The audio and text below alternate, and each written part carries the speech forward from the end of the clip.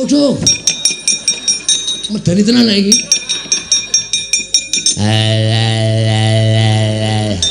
Tega Yuwana.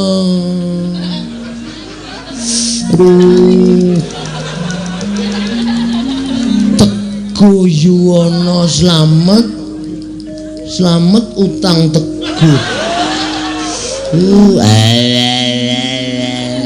Slamet. Slamet saka kersaning Gusti. Weh. Pinokio.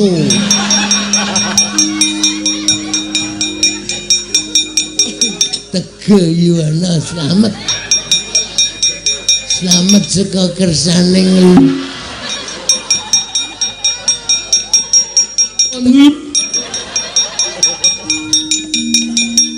Capa ora iku ora. Tega Yuwana.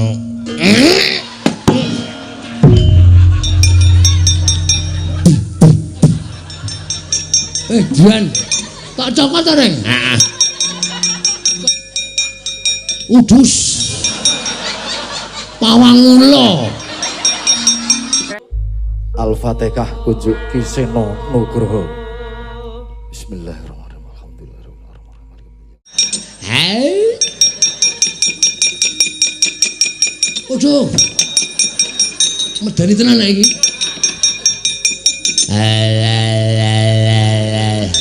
Tega Yuwana.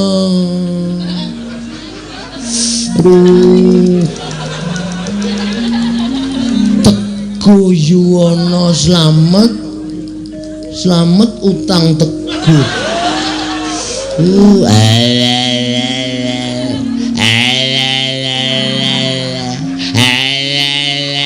Teguh. Teguh Yuwana. Slamet. Slamet saka Mal kaget raos sing manahipun ing ngabdipun Semar. Tiang Agung Baladewa. Sami wilujeng rawuhipun Den. Yo. Kakang Semar tansah pinanganing kawidadane ring sambi kula praptaku. Adoh saka rubeda. Agung ngaturake widyasawaku katur ngersaning Kakang Nayantaka. Nggih, kula tampi ndadosaken jimat. Waduh, Ndara Baladewa barang rawuh, Tru. Ndara Baladewa bekti kula kunjung nggih, Den. Ndara Tiang Agung. Ya nulung karing Batombo pangestu Tambanana. Lan inggih sangat anggen kawula ndadosaken jimat. Sinuwun mandura bekti kula katur nggih, Den. Ya, Petruk kantong bolong tak tampa pangestu Tambanana. Oh inggih, kula pun dinggo jimat paripe. Ndara Baladewa bekti kula katur nggih, Den. Ya, Bagong. Tak tampa pangestu Tambanana, Bagong. Ini sangat kan kula pundi? Melu cepet iki lho. Aku nek omong cepet banget ya. Nek ra tak imbangi, aku ki biasane alon-alon e. Kono kok cepet. Iya. Wah. Semar aja kaget aku prapta ning Karang Kadempel. Nggih. Wigatosipun menapa? Jejeripun Tiang Agung mestinipun boten perlu rawuh enten Karang Kadempel. Cukup panjenengan utusan Nayaka Mandura nimbali dhateng kula. Hadan? Sumados sak mangke kula saged sowan ning kok dadak kraya-raya rawuh teng Karang Kadempel. Wigatosipun napa? Kakang Semar. Isawangen Baladewa Kakang Semar dina samengko iki nganti persasat kaya wis ora duwe pangarep-arep ing urip. Ngerti lamun wis ana 3 sasi iki negara Mandura ketaman pegebluk. Akeh para kawula ing esuk lara sore ketiwasan, sore lara esuk tekaning pati. Mongko madal saring usada. Wis ora kurang-kurang gonku ngrawake para Brahmana winasih Siwa Sugata miyang para nimpuna supaya nambak rengkaning praja parandening katindakake gagar wigartan antuk karya. Nganti adeking nata Mandura Baladewa disuraki dening para kawula sak negara Mandura. Sinenggo aku sawijining ratu ingkang ora bisa paring pengayoman marang kawulaku. Waduh, Kakang Semar. Mandura geger ngendi-endi papan padha untran-untran, ngendi-endi papan padha unjuk rasa. Merga ora nrimakake nggonku ora bisa nyirep marang pagebluk ing tumama nang Praja Mandura. Salajengipun kados pundi? Nalika semana wanci ingkang tak temtokake, aku nglakoni prihatin Kanthi srana sari narite sesemek ron raja mula bebantal boto sarimbak. Nalika semono ana wangsiting dewa ingkang paring sasmita lawan Baladewa supaya aku sowan marang Karang Kedempel nyuwun biyantuning Kakang Semar. Lah namung sak kula. Terus kula kenapa cobi kula badhe nyuwun priksa. Kula kadhawan menapa? Ya mung aku yen bakal bloko karo Kakang Semar iki mau, rasaku ora kepenak. Rasaku ora tekan. Ning yen to ngelingi kahanan negaraku, paripaksa aku kudu kuat lan tekan matur marang kersaning Kakang Nayantaka. Nggih, mboten napa-napa, mboten napa-napa. Mang paring pangandikan. Nek pancen Semar kudu dadi srana waliyaning Praja Mandura ngene Ketaman Pegeblut, kula mboten napa-napa, mang dawuh napa kula nderek. Sampun malih to kadhawan minggah gunung. Nadyan kula kadhawan jegur segara, kula purun waton dados waliyanipun negara ing Mandura. Kula kadhawan beto barang ing awrat kula sagah nglampahi, kula kadhawan mlampahi ing tebih kula mboten badhe selak. Waton ndika Ndara Baladewa paring dawuh. Ning yen aku matur apa Kakang Semar ora kogel penggali luwih-luwih penggalihmu ora pingget mergo atur ing Baladewa. Den, kula niki nek upama ngrasake pinggete ati, wis tatas runtang-ranting ati kula. Kula niku momong para Pandhawa ora pisan ora pindho digawe gela, kula ya ora apa-apa. Momong Ndara Janaka ora pisan ora pindho digawe kagol ati kula ya ora pingget, ati kula ya ora serik. Upama kula niku ngopeni rasa mangkel, ngopeni rasa sing pinggeteng ati, mbok menawa kula wis minggat saka Ngamarta. Kula wis wegah momong para Pandhawa. Ning gandeng tumrap Semar wong urip ing alam padang menika, apik-apike wong urip niku nek linambaran sabar, tuwene ikhlas. Nadyan disebut niku gampang dilakoni angel. Ning apik-apike wong nek iso nglakoni watak sabar lan ikhlas niku dadi mantasaning menungso, dadi mustikaning titah. Mila monggo kula aturi paring dawuh, Semar kapurih napa? Aja lara ati aku tak matur marang saning Kyai Nayantaka. Nggih, mangendika, mboten napa-napa. Wanter dawuhing dewa ingkang tak tampa. Nalika semono metu marganing pasumenan.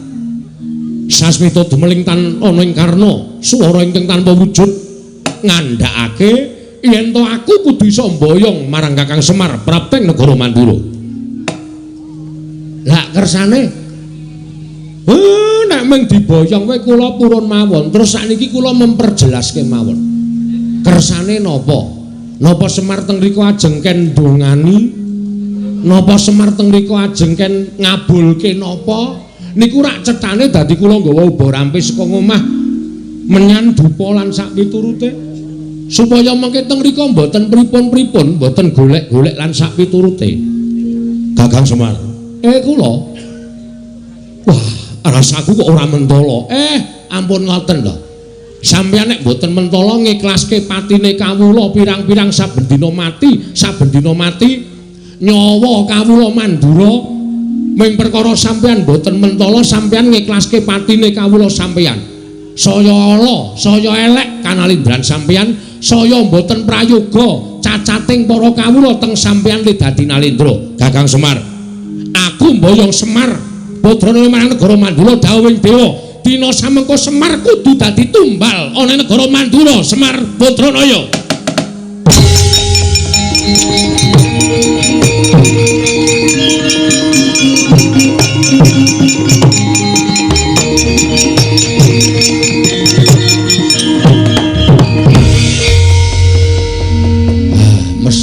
Mesti lho. Kowe arep ngopo, Bagong? Kowe arep ngopo? Sik, Pak, meneng wae. Ora usah omong kowe. Kene ora sing nanggapi aku ora gayeng iki, Pak. Kuwi sinuwun Mandura, wis ngerti. Aku wis apal. Iki ya bendaraku, ya pepundhenku. Kok cetha banget omongane. Semar, kowe atago ning Mandura arep tanggo tambal. Bosok kupinge. Apa gong tambal? Tumbal. Hah? Tumbal. Tumbal apa tambal? Tumbal. Tumbal apa tambul? Tumbal. Tumbal? Heeh, saya nesu aku. Penyakit gugu karepe dhewe. Nek ra digenahke Petro iki mau aku basa apik-apik karo sampean. Nek bareng digenahi karo Panakawan sing jenenge Petro, kakangku, nek Semar arep digawe ning negara Mandura nggo tumbal, weh lah. Kewanen kowe ling ngucap. Aku jane ora mentolo, Bagong. Ning piye meneh? Negara Mandura mbutuhake Semar. Semar ki menungsae, udu sapiye? Semar ki menungsa. Bapak Semar ki menungsa tur dadi pengarepe Pedukuhan Karangkajembel. Nah saniki kula tak takon karo sampean. Sampean entuk wangsit saka sapa? Saka dewa. Dewa ki cetha jenenge sapa? Bathara sapa? Wah, nek bab kuwi aku ora ngerti.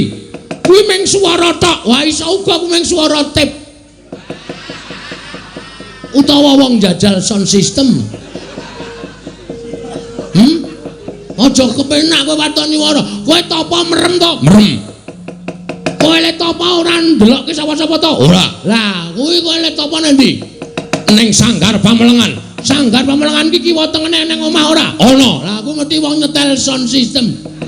Udu swara dewa. Lah kok dadi kowe ngawur arep mboyong karo Semar Gagabranganamaya. Badranaya. Nayantaka Bojogati. Duda Manangunung. Kowe duda Pak? Ora.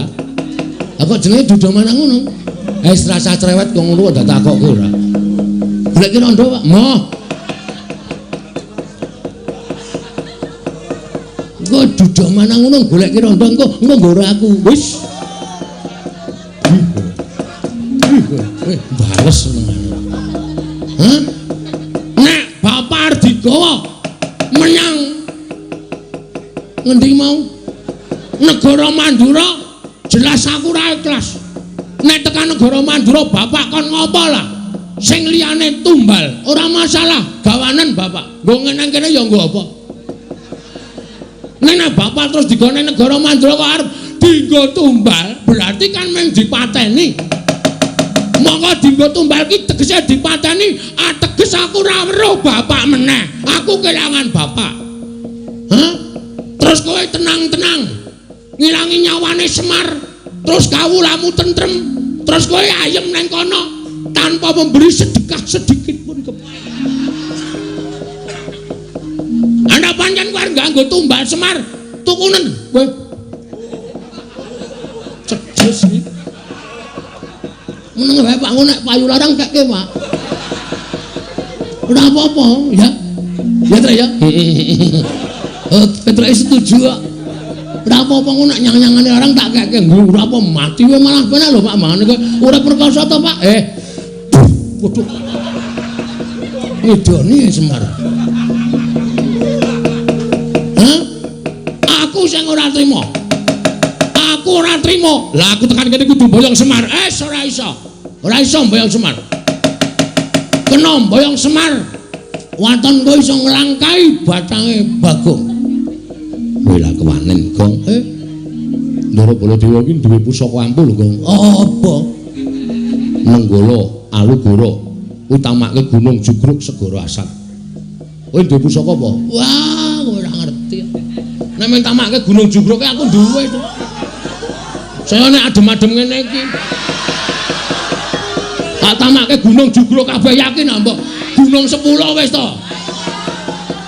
Tamani Jugruk kabeh. Tenan aku yakin wis. Jenenge apa wis ora tak duduhi jenenge. Nek ngerti duduhi bentuke ya yo. Ya ya. Lah mentuk nanti kok oh gawan. Oh. Gawan padake iki. Ah, kowe tak tuk ngono mesti grugutuk ngiwonengen.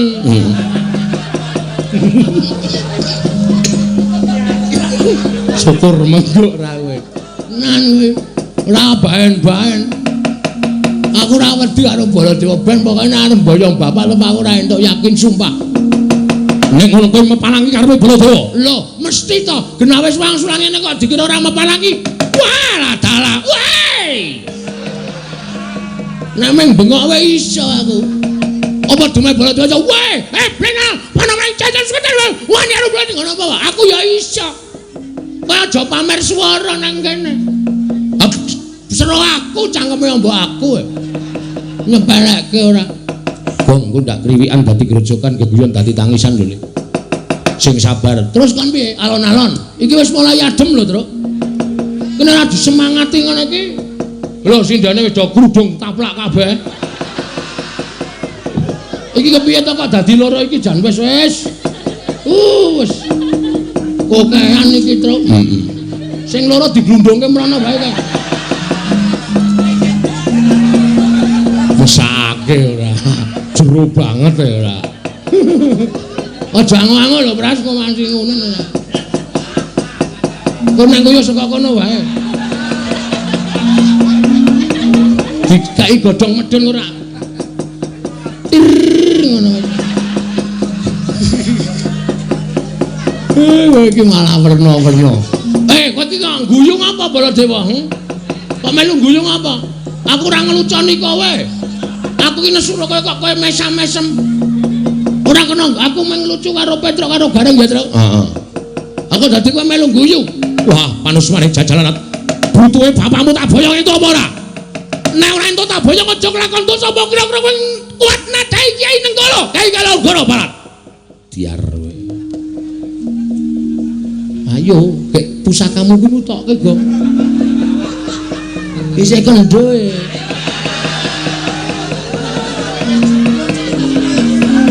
Burung tak empake. Jarene iso nggo nuthuk gunung. Ha iki nek ora dimatke ya nggo nuthuk ya ora jugrek. Men kaya wong keplok. Iya.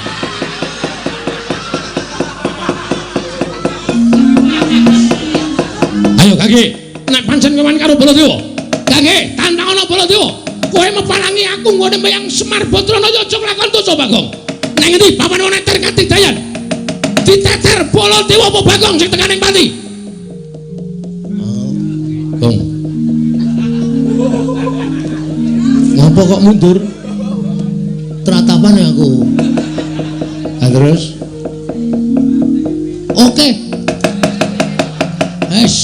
Isin ditonton karo Petruk karo Gareng. Iwas bengok-bengok kok ora wani. Oke, nanti papane wong neter Katidayan. Bagong. Mundur. Ngapa, Pak? Mundur. Aja dipisah, Pak. Aja dipisah. Ora tak pisah, mundur. Aku wani, Pak. Ya ning mundur. Kowe ora ngerti kowe iki okol ora nganggo akal. Bapakmu iki deloken temandang ora usah bengok-bengok ning merantasi. Bapak arep gelem diboyong? Ora, ning kowe minggat tok. Kandhane ngeyel ora. Wah, getun aku to. Ra sida gelep getun aku. Gayamu lah. Moto penge iki. Nuwun sewu. Nek sampeyan ajeng boyong kali Semar ngawi, nggih. Kula mang boyong. Kula ikhlas didadekke tumbal teng negara Mandura mboten napa-napa. Kula manut.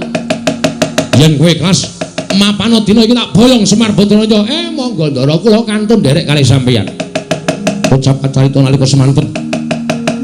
Arsamondo Kyai Semar Badrana nenggih Sanata Prabu Baladewa. Eling-eling Semar pusaka bisa kandha jimat kang bisa ngucap kasinungan kadidayan linangkung bebasan Dewa Ngejawantah. Bupiarsa Grayang Lurah Semar Badrana kena dayaning Lurah Semar Badrana dawah kalenggak nata Mandura. Ilang sipating nata Mandura nenggih perjineman pasetan nggih lunait nenggih Sang Jaramaya.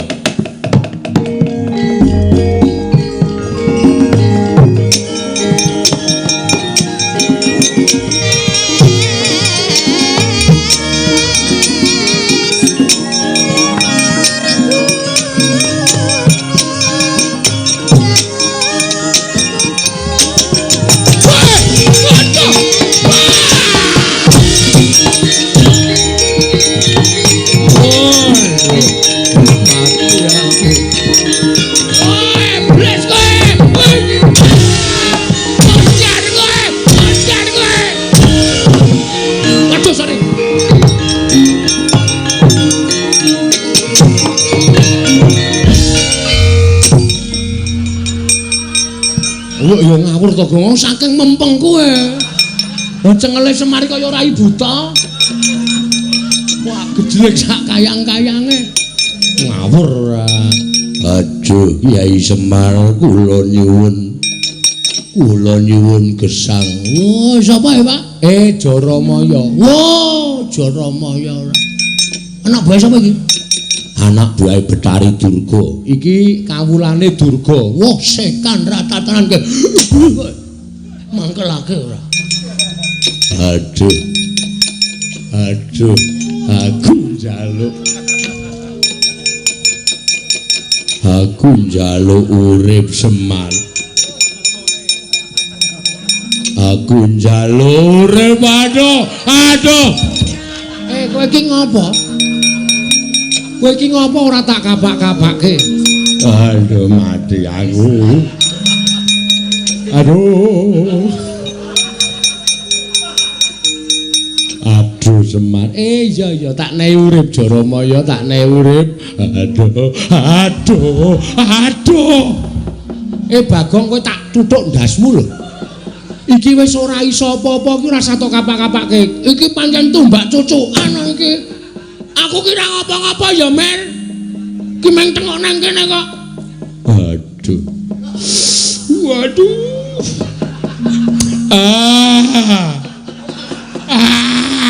Bagong, lah we iki jan wis iki tumbak cuk. Ki tanganku nang dhuwur wis lho. Ora ngapa-ngapa. Aduh.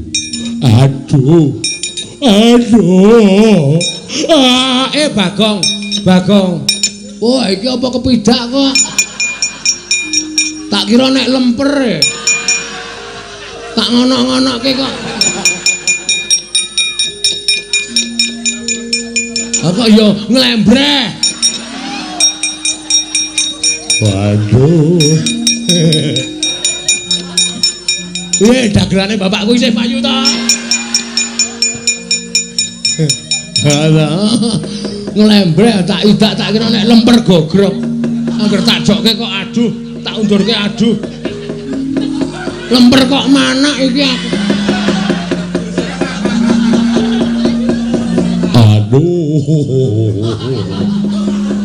Ayo wetenge loro lho kae Gong men.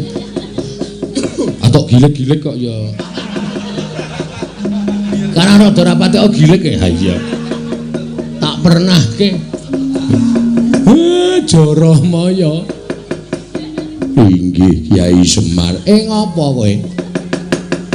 Namung dipun utus Pandya Betari Durga. Supados saged damel karti sampika pejahipun Kakang Semar inggih Kyai Nayantaka. Durga ya ora leren-leren gone gawe srana patine Semar. Lah saiki durgane nanti.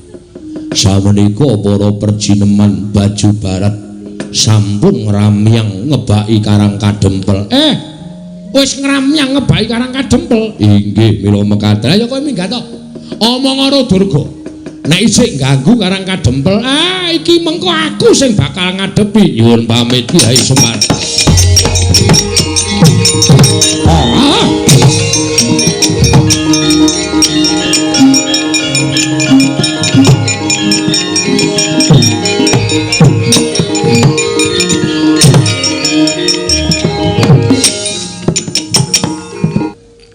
Jebul leres ngendikanipun para sepuh sami nyebataken wong sing arep duwe gegayuhan kuwi cobane mesti enggal teka. Jebul niki wau sinuwun Mandura ketoke blegere nata Mandura bareng kula sebda lah kok wujud Jaramaya matur nek Durga kali sak wadya balane pun ngramyang teng Karang Kadempel kuwi lah dal. Lah terus sampean pun sagu bantu kula to. Mula perkara wadya balaning Betari Durga niki kula pasrahke sampeyan kalih anak-anak kula. Kula tak ngrantam sarta kula tak mikir napa sing kula butuhke. Mengke supaya anak-anak kula sing golek. Ngono kae. Nggih. Ya nek pancen kaya ngono aku kari manut. Wis tak rampungane karo Kakang Garukaca, Kakang Antarja ning ya aja lali, kakek ya tetep kudu melu ngawat-awati. kelawan tandange putra-putra Pandhawa iki kae. Nggih, ampun kuwatir. Kula tansah ngampi-ngampingi kalih sampeyan. Nala Gareng Petruk Bagong, kowe krungu dhewe Karang Kadempel diancam karo balane Betari Durga. Mongko balane Betari Durga kuwi bala sing ora ketok, sing do ngati-ati. Mungsuhmu bangsaning jin setan priprayangan sing watake angkara budi candala. Kawula padha dikon supaya tata-tata samapta ing gati sawiga ing diri. Nala Garengmu benga pedukuhan kabeh lawange kon nginep dhuwure kon menehi janur. Kanthi carana kaya mengkono ora bakal di leboni karo bangsaning Betari Durga. Petruk karo Bagong ngulakana ndaramu nek ana apa-apa matur aku. Oh nggih Pak. Nggih pangestaken dawuh. Wis pepanggihan padukuhan iki dibubarake dhisik. Aku tak ketemu karo mbokmu, tak jake itung-itung babakan garap kahanan Karang Kadempel. Oh nggih ngestaken dawuh. Karawitan Karang Kadempel kon ngiringi Bapak Semar. Oh nggih Pak. Wah jan. Gendinge napa Pak? Gugur gunung. Ora wangun. Paling ora ya ladrang apa ketawang. Kuwi sing apik. Kuwi Tangerang. Ketawang kok Tangerang ora. Apa manut aku kuwi ora ngerti gerah aku ki isane ming Pangkur. Aku isane ming Pangkur nek liyane Petruk kuwi sing menguasai. Nggih. Santi Mulya mawon Pak. Kuwi cocok kuwi. Santi kuwi aku cocok. Santi Mulya. Wis. Wis kono gek dunekke grombyang-grombyang. Aku ge tak mlebu, ndara-ndara kula pasrahke nggih Den. Ya, kek nyuwun pangestu. Kyai Semar nyuwun pangestu. Kyai Semar nyuwun pangestu. Nggih ngatos-atos. Mugi-mugi lebda ing karya ndara. Purna gati ning pananggilan. Kira Semarasa mlebet madyaning pendhapi padukuhan katuron saking Mandrawa. Sadaya para kawula padukuhan tansah ngrepekaken kidung suci Santi Mulya.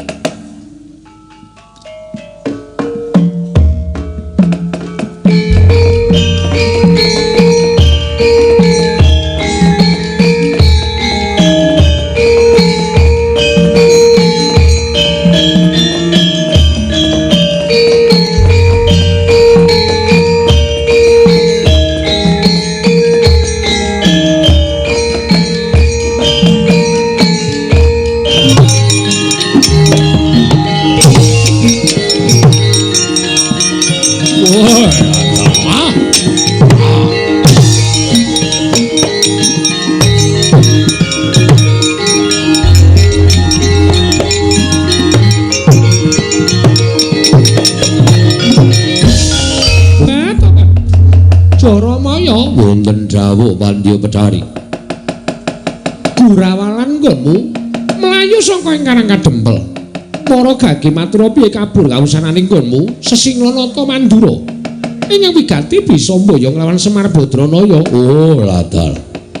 Panjen Semar menika mboten saged dipun sangga entheng. Natanipun nadyan sampun sesinglon nalindring Mandura parandene gagar wikar tenantuk karya. Kula kadenangan dening Kyai Semar nalika kula badhe ngrangsang boyong dhateng Kyai Nayantaka. Kedadak wonten hawa panas ingkang tumama wonten rangganipun ingkang putra pun Jaramaya. Wekasan babar sejatining wujud kados Jaramaya kados ingkang putra menika. Tumuli kadenangan dening Kyai Semar Badranaya. Tobat. Yen ngono wis pon Semar ngerti ento para baju barat wis mapan ana ing Karang Kadempel. Sampun. Jernyatanipun kula sampun waloka kalian Kyai Semar bilih Kanjeng Pandya Betari Durga sampun beto wadya bala ngramyang wonten ing Karang Kadempel. Tobat. Yen ta pancen kaya mengkono ibarate kaya dene wong nyabrang kali. Wis tekan tengah Jaramaya, maju ya klebus, mundur ya klebus kepareng paduka. Aku ngebal ketapake para wadyabala berkasaan dandang mangure supaya ngampiak marang Karang Kadempel. Ora ngomongake para jin setan pripayangan nang kabeh para sukma sangsaran bakal tak kepiyakake supaya giri godho kabeh wong Karang Kadempel menika langkung merayogi. Kowe ngetakno wadyabala menungso saka ing dandang mangurik supaya ngejak perang karang kadempel. Niki ngestaken dawuh paduka Mandya Betari.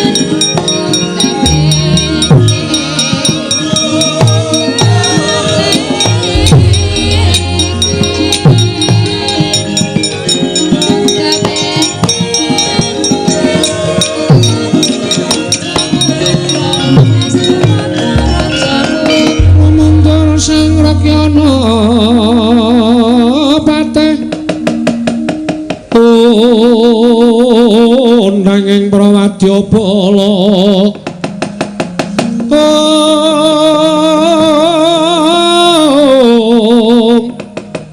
kok sur tambur myang suling pepandhen daludak Dewa Bandara kakandha warna-warna pindha jala dhyana Sri Kawuryan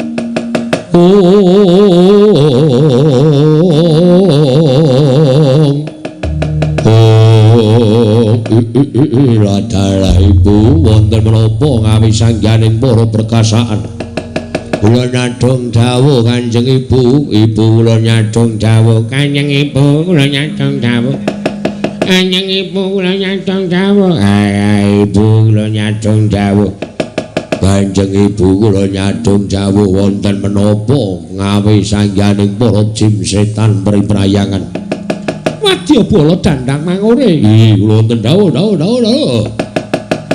Ora sandadak wedi Kang lan dina samengko gandeng wis katenangan Jaramaya ngrenak utus supaya mboyong marang Semar Badranaya. Nanging tinemune nadyan Sesinglanata Mandura ewa dene mesa katenangan dening Semar. Mula kalah cacak menang cacak ibarate wong mlaku nyabrang kali wis tekan tengah. Bali ya klebus, maju ya bakal klebus. Iki. Kowe padha mapana ning Karang Kadempel.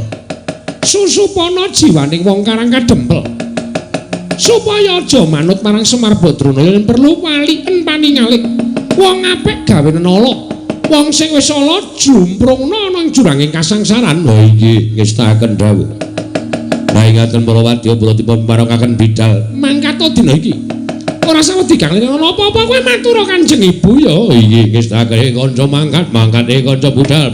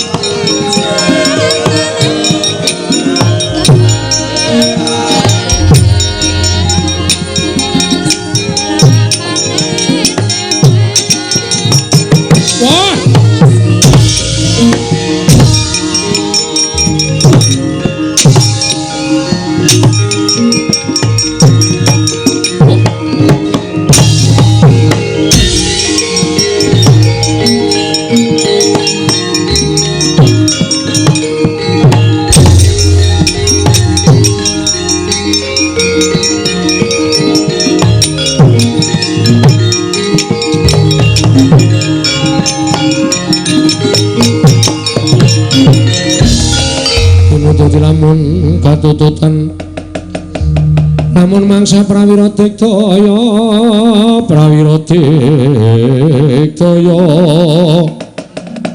nang kono magawe gelarira wang-wang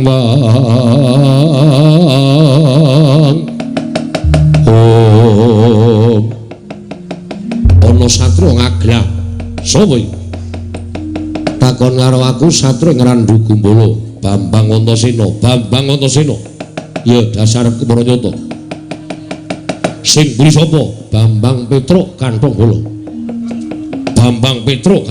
sing buri dhewe sapa ora muni Bambang Janturan wis ora ono lho Gong tak ajar iki Bambang wis ora ono aku Bambang Bagong ora kok nganggo Bambang kabeh iki men serasi kok ya panjenengan nganggo Bambang Antasena aku yo nganggo Bambang Petruk kene Bambang Bagong itu kae sing lagi tekoke Bambang Prastiwi wis ora iso diampet tenan dol yo arep perang kok ngrembug sapa-sapa iki men aku iki bebas kok nyambut gawe oh ya wis kuwi Wadyabala Dandang Mangure dasar Paranyata Semar bakal tak boyong marang Dandang Mangure ayo boyongan Semar langkaono kuandane Antasena lho kowe dadi kepalanging wong-wong Dandang Mangure apa-apamu ora minggat tebak dalam kene marganing patimu Singalena prapteng lalis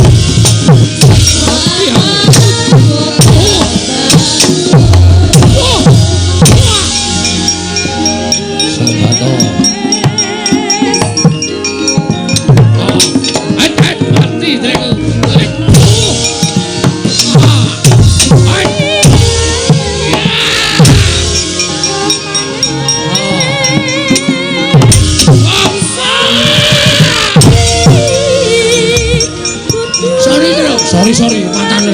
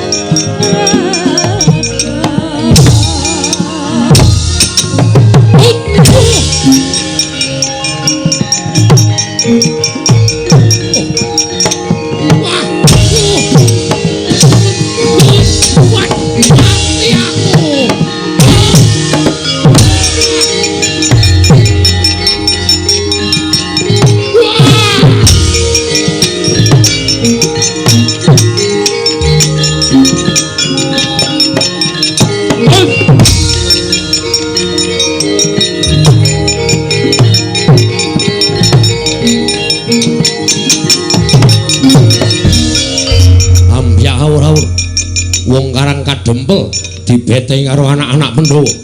Wong Dandang Mangure ya dasar Paranyata Satra sisik Antarja. Kuwi sapa? Aku Tumenggung Salukat Katut Barat. Tumenggung Salukat Katut Barat. Arep apa? Boyong Semar Badranaya. Ayo sirnakno Antarja mati dening aku.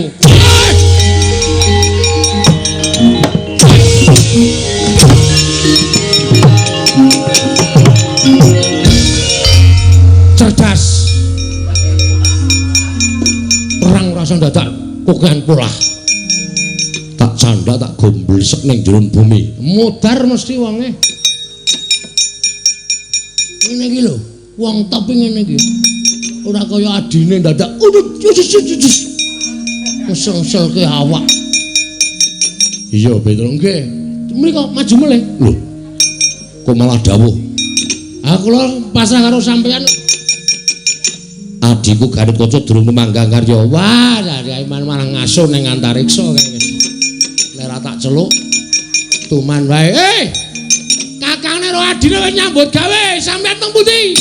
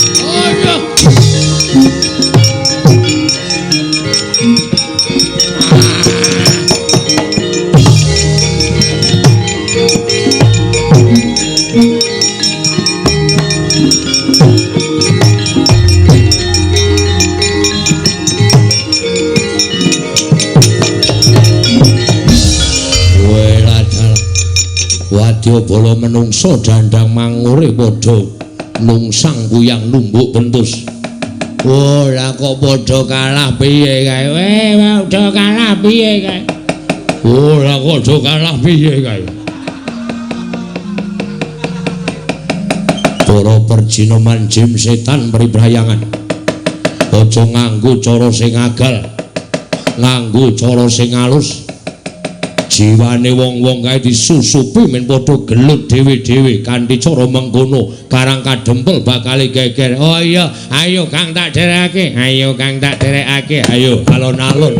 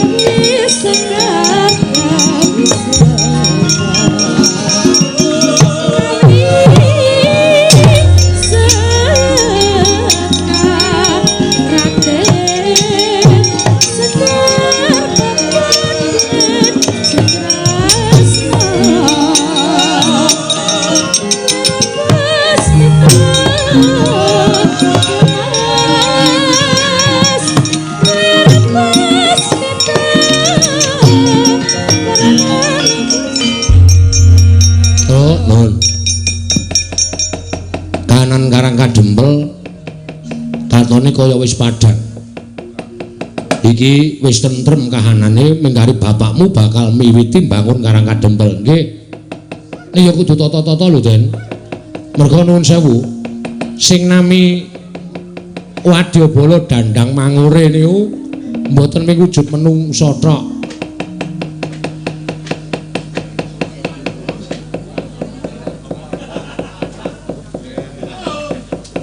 Sing jeneng Wadyabala Dandang Mangure niku mboten wujud menungsa tok. Ana demit, ana ula, ana kewan. Niku nek mboten pracita ngati-ati ngrekoso sampean. Mula kudu sing pracita ngati-ati. Yo. Bener kandhane Petruk Dimas. Yo, mula Kang saka kuwi aja nganggo netra lair tok, Kang, ning netra batin. Mergo aku ngerti Petruk bener apa omongane nek Wadyabala Dandang Mangure iki dumadi saka pirang-pirang perjineman yono, jim yono, berkasaan yono, setan yono. Mula Kula kudu sing prayitna ngati-ati lho Kang. Tan samar pamoring sukma sunukmaya winah ya ing asepi sumimpen telenging kabu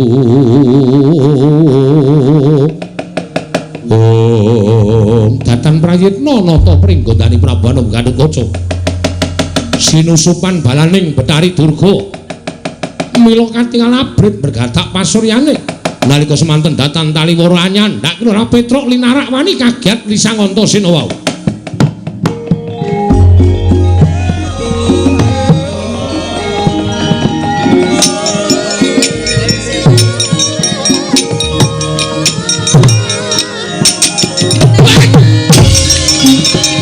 Telora, wah jandes.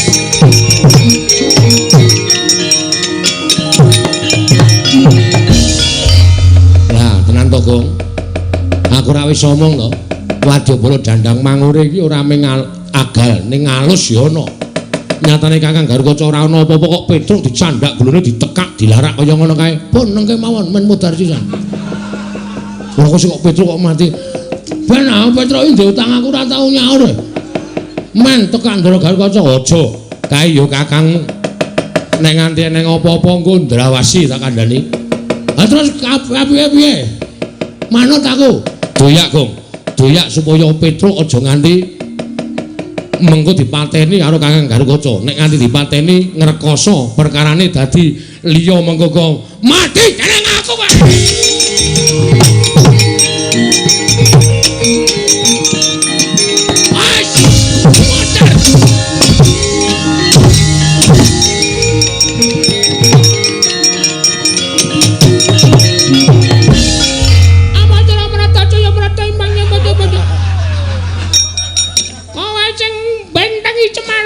Ya yo, aku lan nrimake.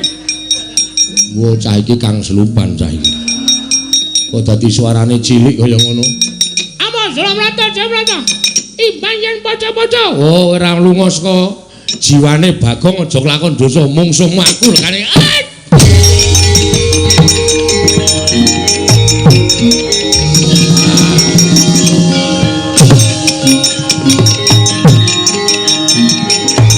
Mari kok mari.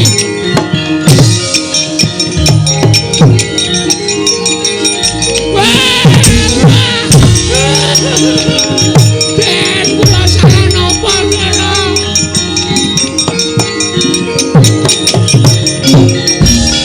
Kula salah napa Den. Ora dicolke. Kula bakal gawe macak pancak pundakmu jebul siramu. Aduh. Gong. Ren. Modar aku ora. Dadi colke. Ampun kaya ngeten iki, Dara. Sampeyan kenging napa, Go? Sampeyan kenging napa? Mit Kang.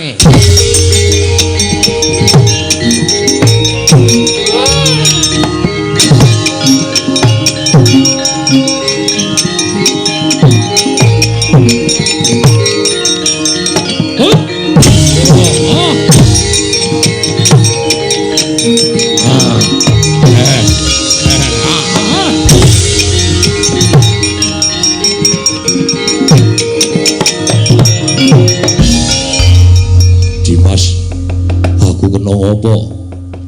Kakang ora prayitna. Aku wis omong to nek balane Brayu Durga iki ora mung ngagalan tok, ning alus ya ana. Sajahe Kakang disusupi karo balane Durga, kowe nekak Petruk. Petruk. Mbah. Petruk aku ora ngerti apa-apa. Ora ngerti apa-apa kok cecok. Lagi tengok kok cek gulune ditekak dilarak. Kalau mencinge pindah. Aku njaluk ngapura. Wis lho, rasa dadak.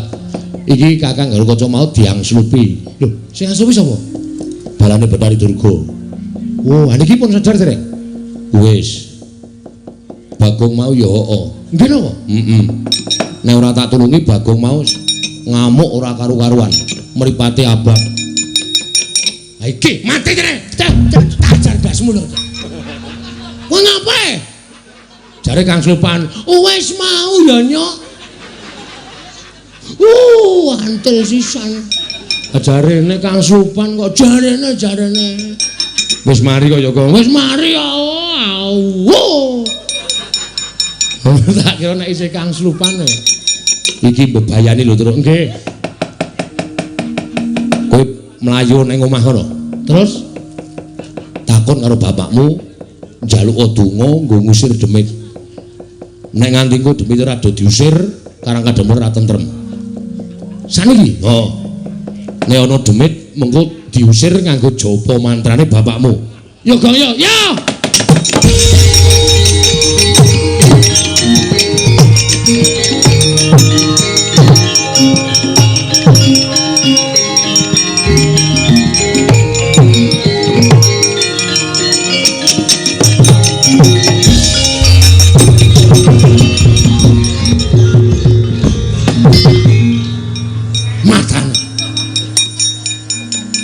Bedane mlayu banter banget.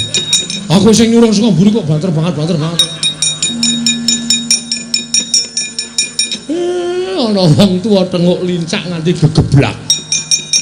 Nyun ngapura, Pak. Piye Petruk?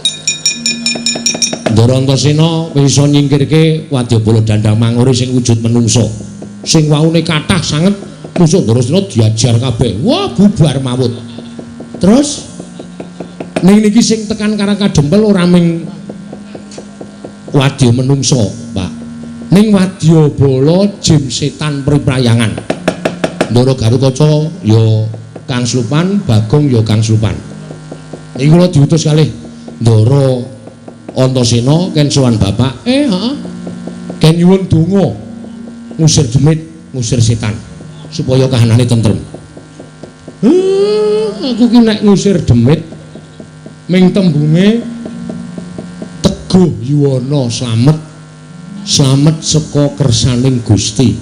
Wis kuwi anggere ana jim setan kowe ndodhok ning ngarepe terus kowe muni Teguh Yuwana slamet saka kersaning Gusti. Wis ana mangkat Teguh Yuwana slamet saka kersaning Gusti.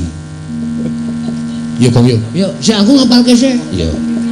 Teguh Yuwana slamet saka kersaning Gusti. Teguh Yuwana slamet saka kersaning Gusti. Ayo, Gong. Ayo. Teguh. Aduh. Truk.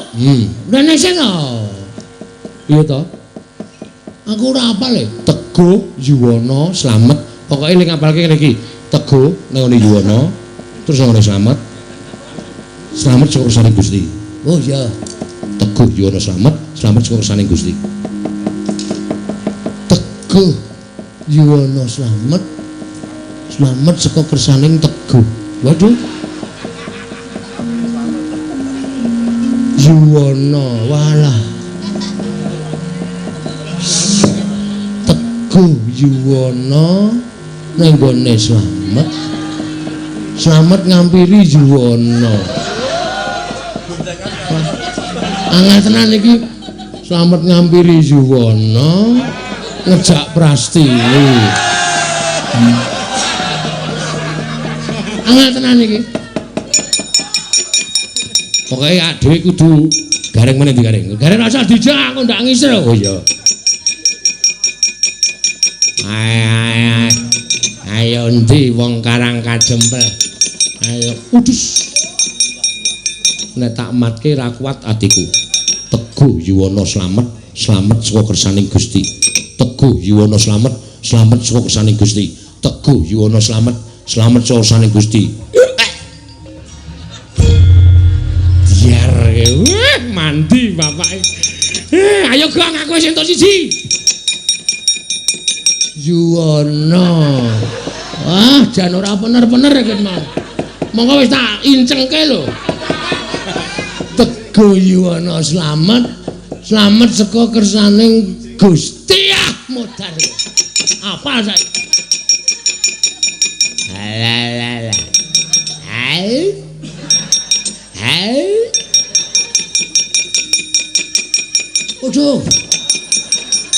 medani tenan iki. Teguh Yuwono.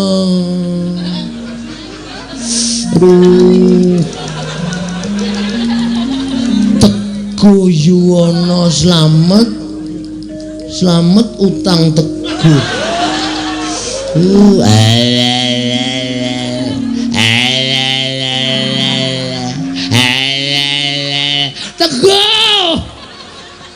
Teguh Yuwono slamet saka kersaning Gusti.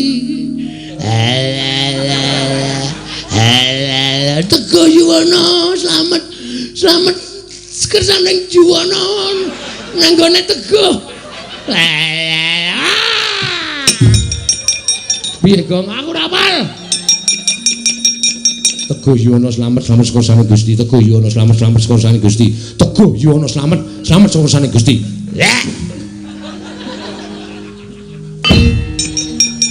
Oh, aku wis sukses kok. Udus. Teguh Yuwono slamet ya aku. Oh, kaya demit bokongmu.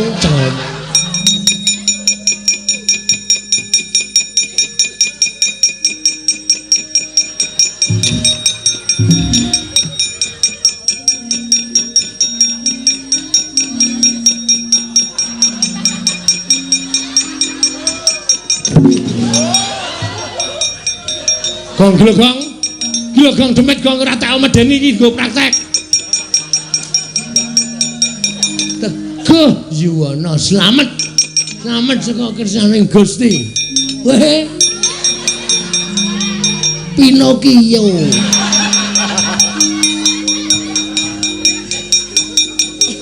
Teguh Yuwono slamet saka kersaning Teguh Yuwono slamet saka kersaning Teguh Yuwono. Capa ora iku ora. Teguh Yuwono.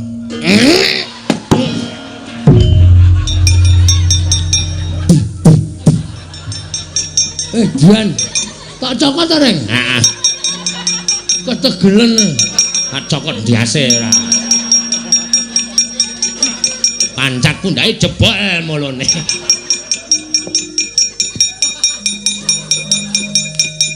Aku arep njaluk Semar liyane kangenan ning ngapalke aku.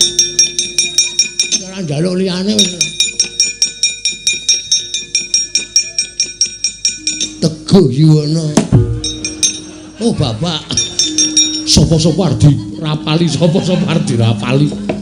Paliyane Pak. Liyane Teguh Yuwono angel tenan asli. Tenan Pak. Kajate ora dadi, jin ciripit gula batu kejepit.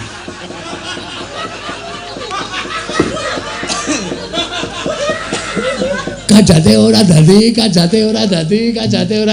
cing ciripit gula batu kejepit. Oke. Nah iki apal aku.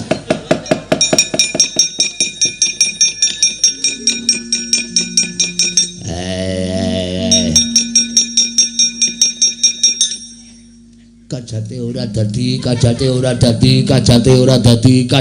dadi, cincir silit. Gula batu kejepit. Kajate ora dadi, cincir silit. Gula batu kejepit. Kajate ora dadi. Dak. Ora apa-apa ya. Ini.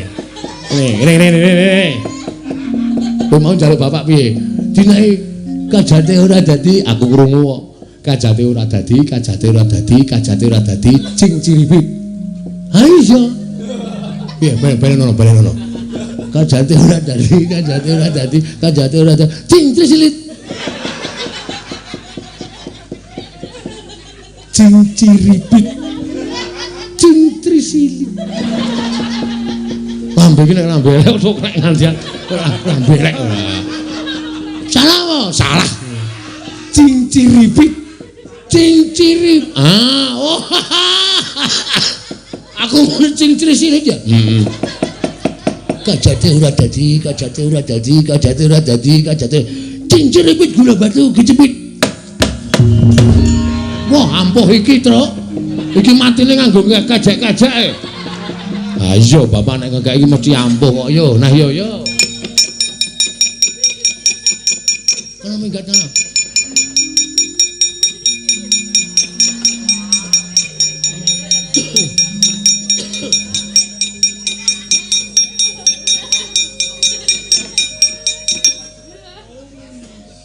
Guyono slamet sekon. Teguh Yuwono slamet sekon. Teguh Yuwono slamet. Gang, iki bagianmu le.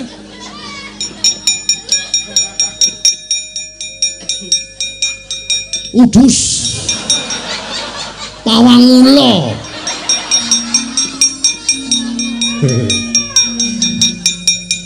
Teguh Yuwono slamet saka kersaning Gusti.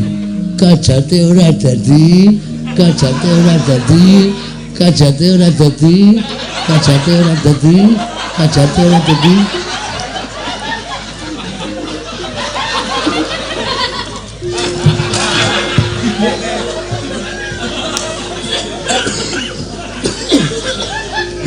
Piye, Gong? Amah aku. Dicekel ra kenang. Lihe. Kajate ora dadi, kajate ora dadi, kajate ora dadi, kajate ora dadi, kajate ora. Kajate ora dadi.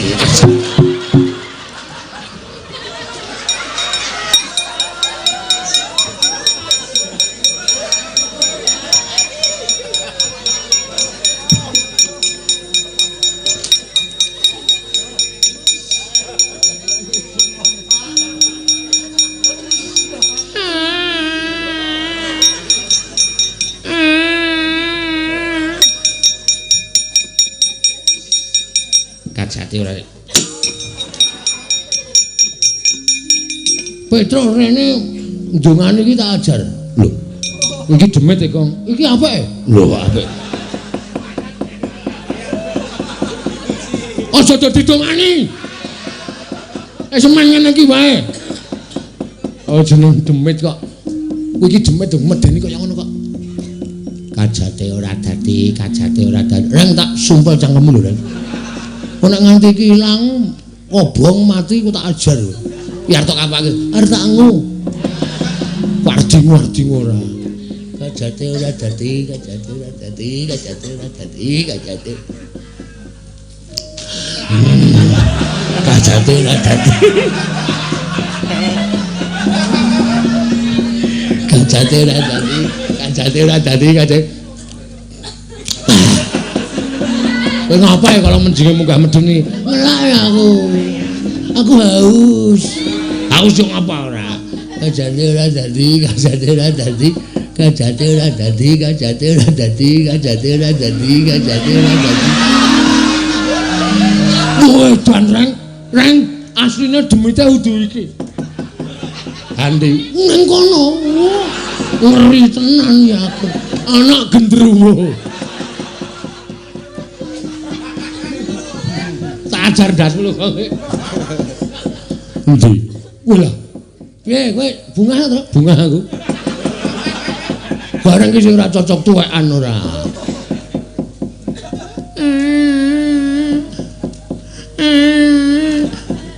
Gong. Saki ya, Gong. Aku jane melas lho, Bro. Demit kaya ngene iki aku sok melas.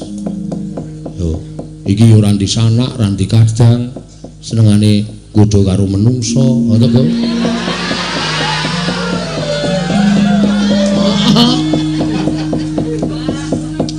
Apa ya kowe mentolo? Iki ijen tanpa ruang lho, Gong. Ora duwe dulur. Ora duwe anak. Kowe madhep rono kok iso pas, Truk. Ya mesake kok ya. Mbok ya wis saiki rasane di ngapura ngono lho. Supaya dhewe iki urip iki berdampingan. Heeh, pancen iya. Ha iki memelas e. Bagong iki nekat ora. Gregeten aku. Ih. Rasane kaya kepiye ngono. Kajate ora dadi, kajate ora dadi, kajate ora dadi, kajate. Kajate ora dadi, kajate.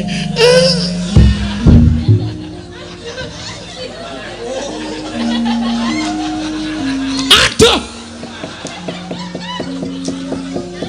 Ngapa, Gong? Dan balane Betari Durga ana sing nggawa mriyem, Bro.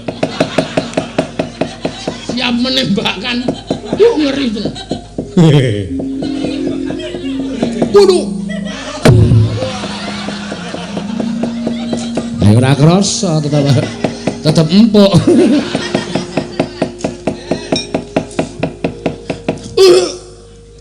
Waduh. Wah dengkule. Anak-anakane pancen senengane do. Kon gresiki demit kok malah udus. Imam iman lahir batin suci ora bakal kegodha dening apa wae.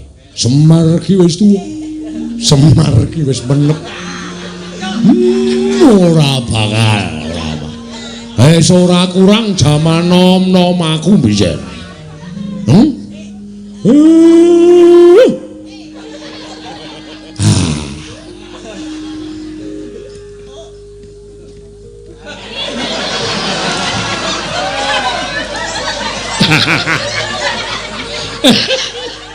Enak ora wong tuwa tak keplak ndase. Wong gayane ngliwat kok karo tangan iki jaweni. Waku ora.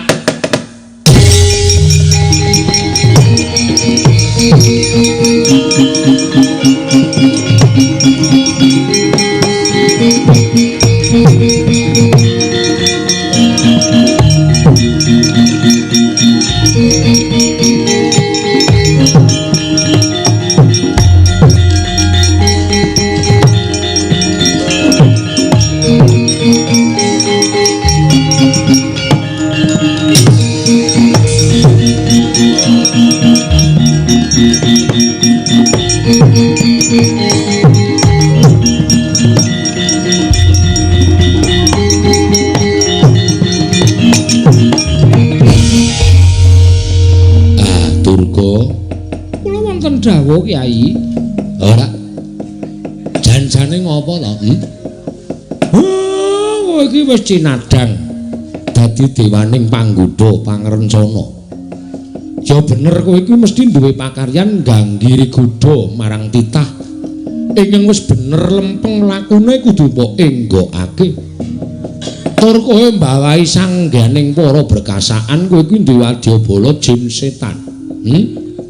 Nek golek pangan ya golek pangan sing pernah, aja kok ganggu gawe karo katentremane menungso sing padha urip ning jana loka. Elinga yen to sapirangan wadyabalamu kuwi uripe pancen sih sinian antaraning menungso lan bangsaning jin. Ning aja sok ganggu gawe karo menungso. Wis cinadang dening panguwasaning Gusti. Jim setan kuwi duwe pangan dhewe-dhewe menungso ya duwe pangan dhewe-dhewe. Ora kena suk-sukan rasane. Aja nganti kowe ora arik marang kamardikaning menungso. Namung kepengin madosaken tedha baju barat ingkang dipunarah menipun Kyai Semar Badranaya. Lah apa kira-kira kuwi do tedas mangan dagingku apa piye? Apa kira-kira do seger ngombe getihku? Nek kira-kira baju baratmu kuwi do seger ngombe getihku, wareg mangan dagingku. Aku ikhlas. Ning kosok baline nek do mendem, nek do modar ngombe getih karo mangan dagingku, aja mbok luputke Semar. Ketoke pancen aku kuwi pancen kepenak nek diangkah dadi panganing baju barat. Ning kowe ora ngerti. Malah wong kaya Semar iki sing janjane daginge ora enak, gethihe ora seger tumraping para berkasaan. Golek pangan sing apik-apik Aja ndudul kamurkaning Semar. Nek nganti aku engko muring aku nesu tak kumbala geni dadi apa kowe sawadya balamu. Nyuwun pamit Kyai Semar, nyuwun pamit.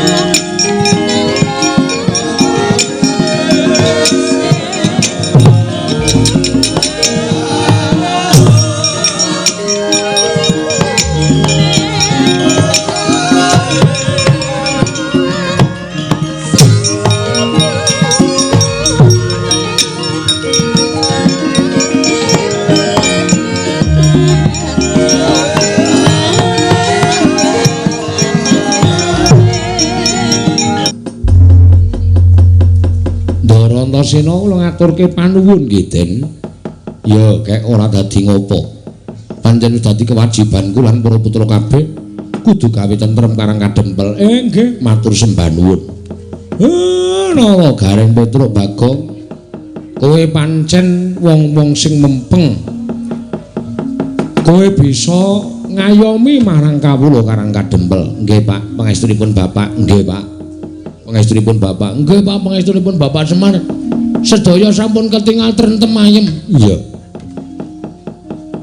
Lah, saiki aku arep kandha karo anakku Bagong. Mergo kowe mau wis tak janjeni arep tak utus. Lho, Gong, kek maju. Lah iki didadekke wong penting karo Bapak. Maju. Pripun, Pak?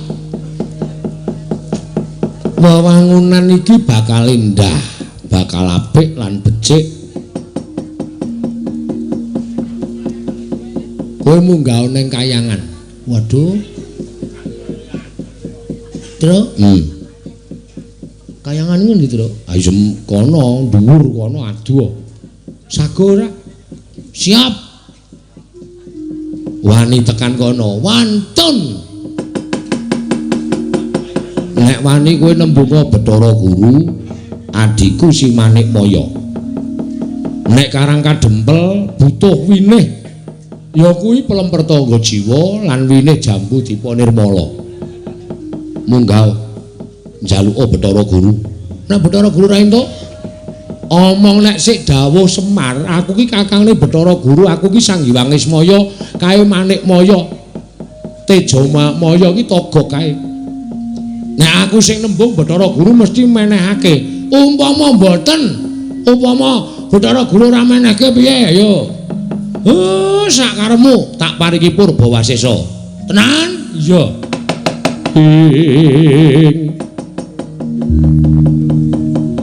Bagong yen Malgang Legong ngelingono putrane sang Bojogati.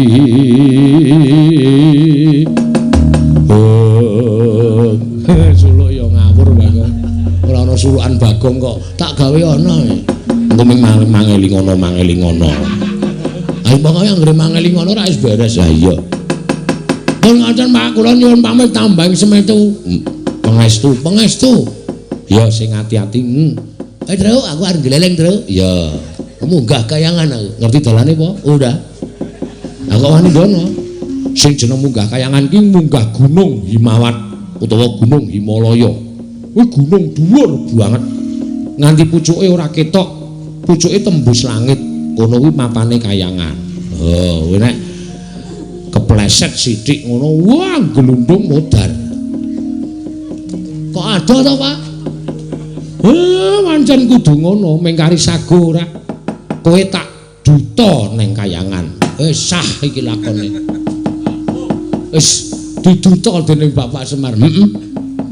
Tak anteni balimu nggawa winih Jambu Dipa Nirmala karo winih Pelempertangga Jiwa. Alah mung diganti wine. Biasane kembang to, Pak. Ora sok mbadarke kaya ngono kuwi. Kok ndak do ngerti. Oh nggih ngestaken dawuh. Nyuwun pamit Pak Bidal dinten menika. Wis ya Reng. Engko gara-gara ngerangan nggo aku sih. Waduh. Anjuk piye teneh ora ana sing nyebar pil kabeh ditotoli pitik.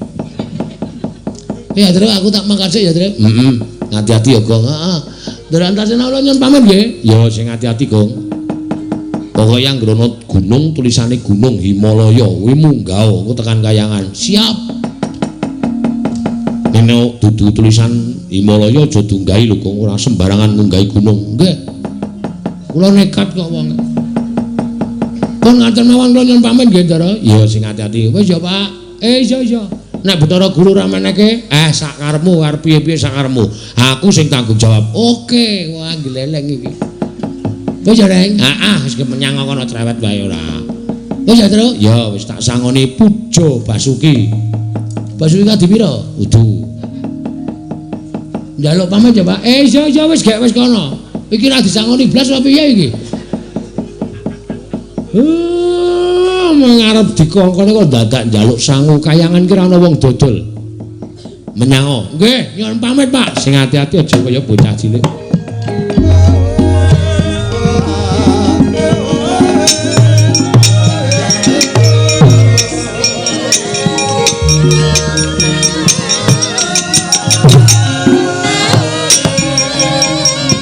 Kang Rodo, punapi? Samenika sampun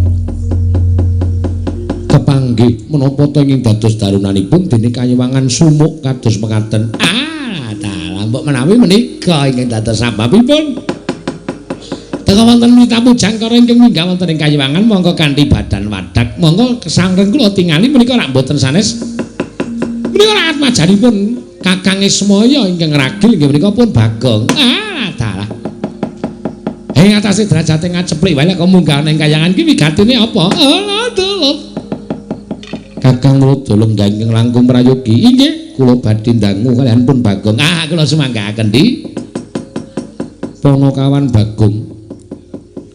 Padhararja sak praptanira, Panakawan Bagong.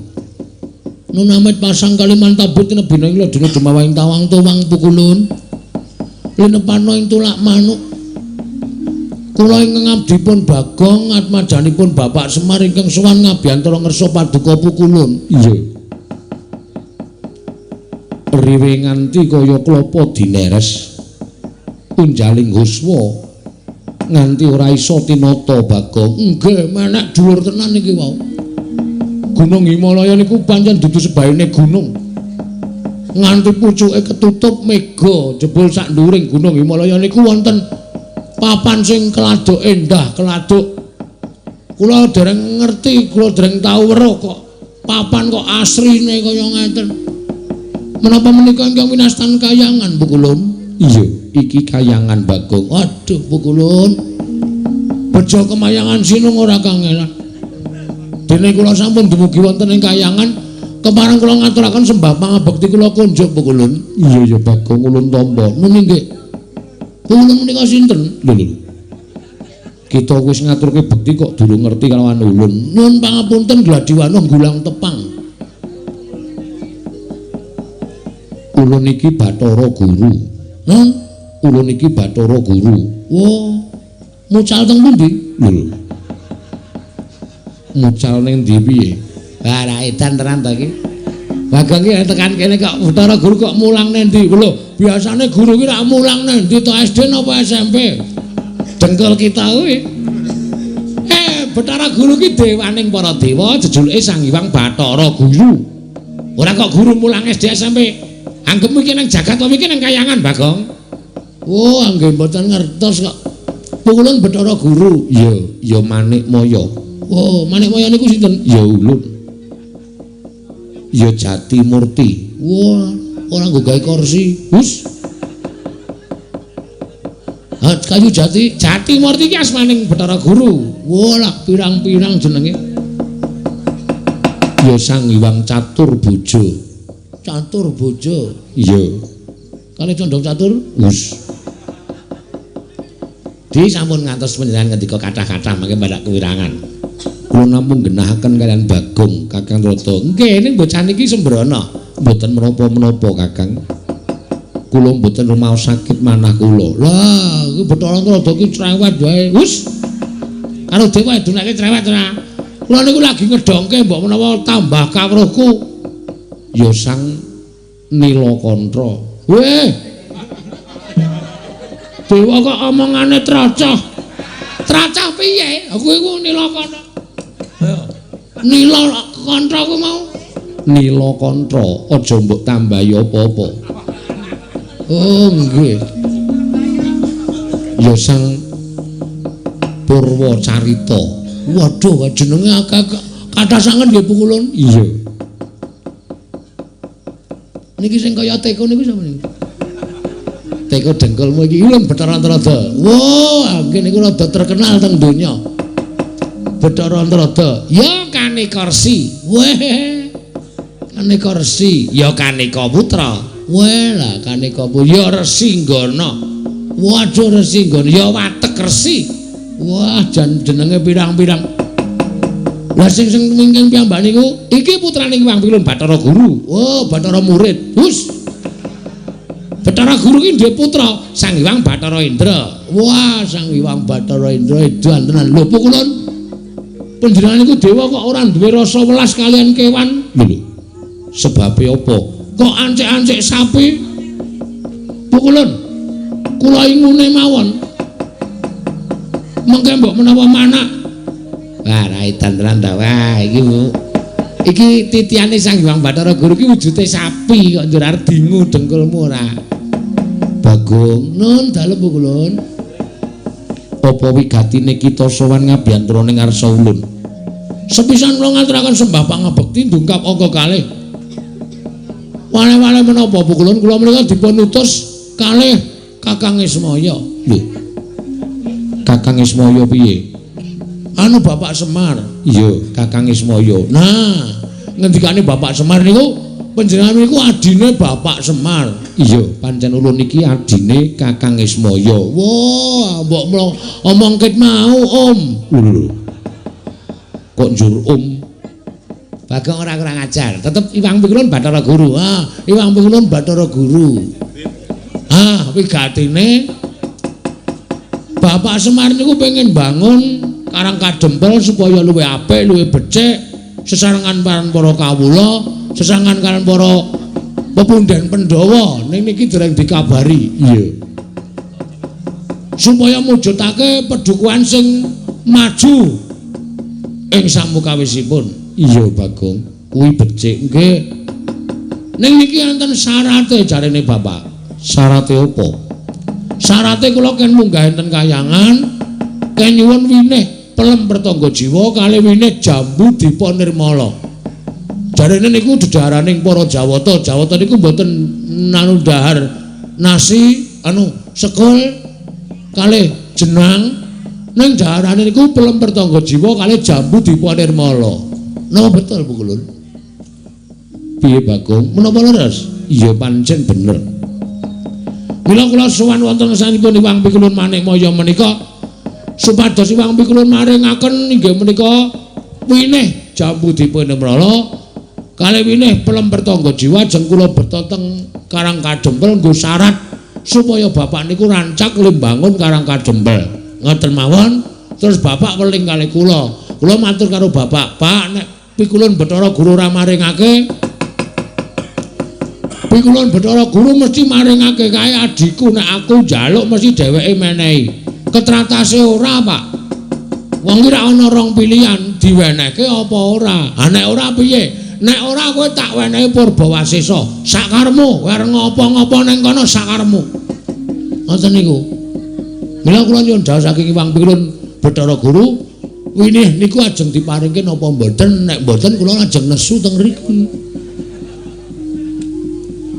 Kakang Rododos pundi? Ah monggo, Bagong nek nesu edan ya pisan. Ha samagaken monggo. Dos pundi saenipun? Monggo Pukulun. Laulung dipun paringaken bangane kula nesu teng mriki. Kula niku nek nesu nguyuh sak nggon-nggon lho Pukulun. Napa arep kayangan kok pesing kabeh iki mergo tekane Bagong ora bakal kelakon to. Terus pundi Bu Kulur? Napa dipun paringaken napa mboten? Nek mboten kula nesu tenan iki wis dinahi pelilah karo bapak. Ngono aku ana apa-apa, Pak? Aku sing tanggung jawab. Semar ngendika wonten niku. Dadi kula nek dikongkon bapak niku ora wedi karo sapa-sapa. Kula ajeng maringaken napa mboten? Nek mboten niku tenan kula wis ora nganggo petung-petungan napa-napa. Dewa semanten iki ajeng kula adepi kabeh. Kula mboten wedi.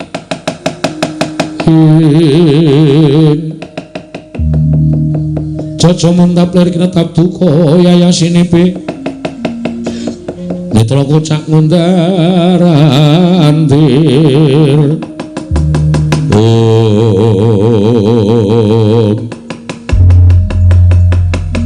Bagong nun sing gedhe pangapura kita winih perlemer tangga jiwa winih jambu dipa nirmala kuwi mboya kena digawa marang Marcapada. Mula kita Balya matur kalawan Kakang Ismaya yen tapa kang dadi panjaluke Kakang Semar ulun ora nayogyani. Pripun niku maksude? Ora nayogyani pripun? Sampeyan ora maringake? Iya. Cethane kaya mengkono. Yen to winih pelemper tangga jiwulan winih jambu dipa nirmala ora bakal prapteng ana ing Marcapada.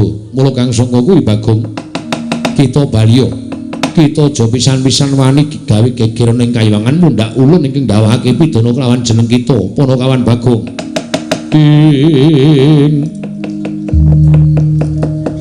Jaja muntap lir kinetap duka yayasinipe netra kocak ngundarandir Koperdamse iki basa apa saiki? Iki londo nesu ngene iki.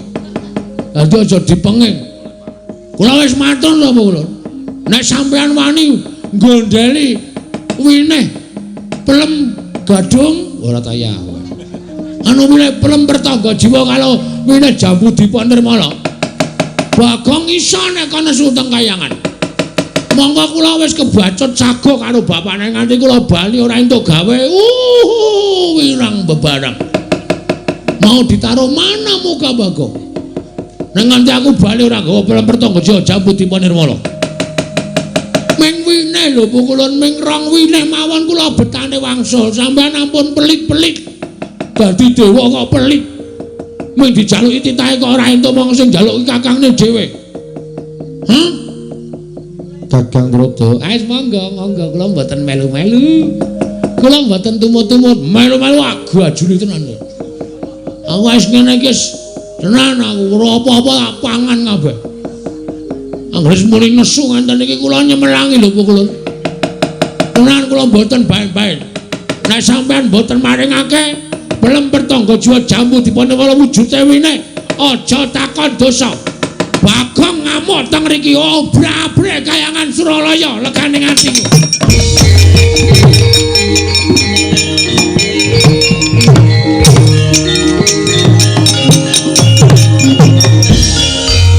Yen ngono kita wani karo kadewatan. Mergane sampean cetelok. Sampean mung dijaluki kakangne kok ora entuk. Njur ngopo nek mung perkara jambu dipun ora pertangga jiwa ora jalan ning njono ora digawe karepe piye aku lakon. Kula ora trima nek carane ngaten iki. Bagong kita wani nguman-uman Sang Hyang Jatimurti. Kita wani nguman-uman kelawan Sang Hyang Bathara Guru. Dina samengko kita keluputan. Kita ulun cemplungke ana ing Kawah Candra Dimuka. Ora wedi. Apa iku Kawah Candra Dimuka? Kowe ngerti ora Kawah Candra ngerti ora? Kawah Candra Dimuka isine geni. Nggo ngobong wong sing dosa-dosa kuwi. Oh ya wis ra sida. Ora ngerti aku tak kira nek kolam renang. Kolam renang ya pinter nglangi padake. Kita bali apa ora? Ora, mboten ajeng wangsul. Yen kita ora gelem bali bakal ulun patrapi pidana. Napa pidana sampean? Kula tampa. Ning nek pidana sampean ora temama nane Bagong kosok baline. Sampean sing kula pidana. Guntur geni guntur angin sirnakno Panakawan Bagong.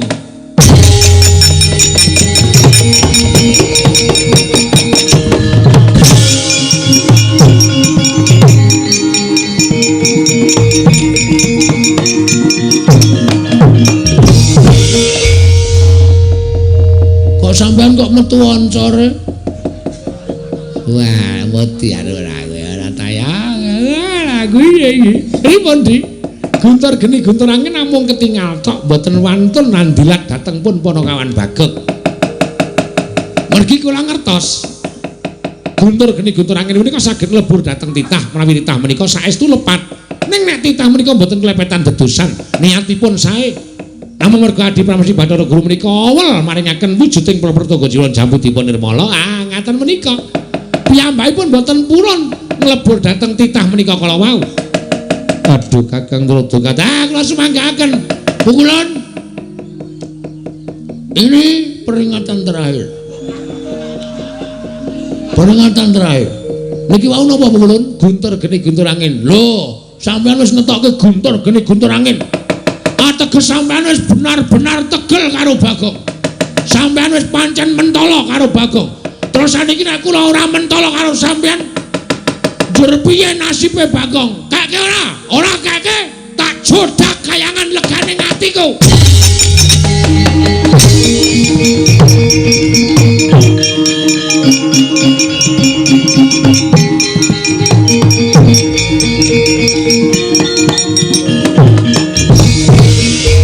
Apa? Bathara Guru Melayu kok kowe malah nang kene? Bathara Guru mabur. Kula ora iso mabur. Terus Bathara Antrada ora iso gawe Bagong mabur ajar nang kene. Bocah iki piye ta ya ora piye-piye, serius iki. Ayo donane. Ala dene dewa. Wah, Indra piye? Kula semanggaaken dulu. Kula mboten tumut-tumut. Indra ora sampe melu. Ana mundur kana? Lho, malah dawuh. Ayo guys, ya kene. Kula niki kon piye? Aku digawe iso mabur. Ku anggere gelem iso mabur tak coblos do metengmu kimpes kowe. Wah, trondolo iki dewa dipaeka karo Panakawan. Wis ga wis. Anae japa mantraku supaya iso mabur. Ku anggere entek gase ning dhuwur tak ajar kowe. Ora bakal entek gase kuwi kadigdayan aji-aji kok entek gase. Wis digawe, wis. Saka panguwasa ulun kita iso ngambantir kantara. Wah, matur nuwun Ibu Ulun. Ya, aduh. Sepatune tak wae. Wis. Ukuran piro kuwi? Iki papat loro. Wah. Nerada kok sikile jebebeh. Agi aku men 36 kok. Kowe papat loro. Wah, wis kana gek mangkat minggat ana ngomong wae ra. Wis wis aku ki bingung musuh kowe. Iki carane mabur kepiye? Angger kowe iki terus pangesti atimu kowe iki njejak Pratala. Del mesti munggah ngawiyat. Oh, siap.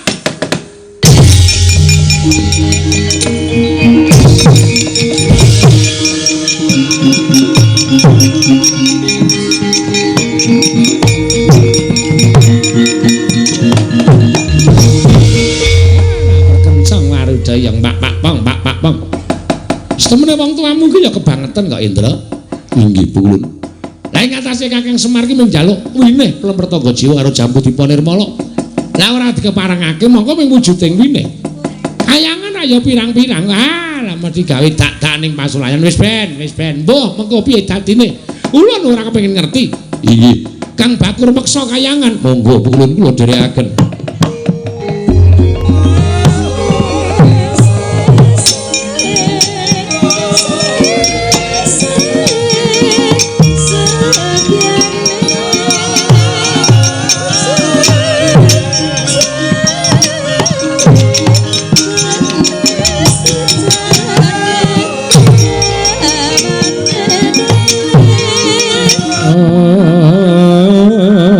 Netraning uga rapuh sataning kokila rengkanikara sakatar ningkung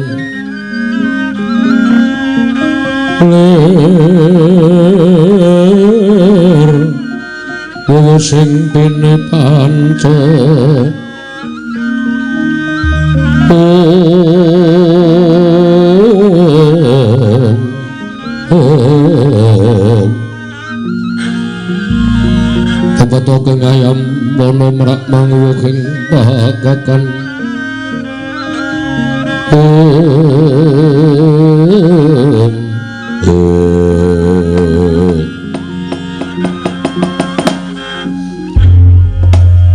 Koko Prabu Sarawu Paduka kula ngaturaken pasegan Panakrami. Inggih Yayi.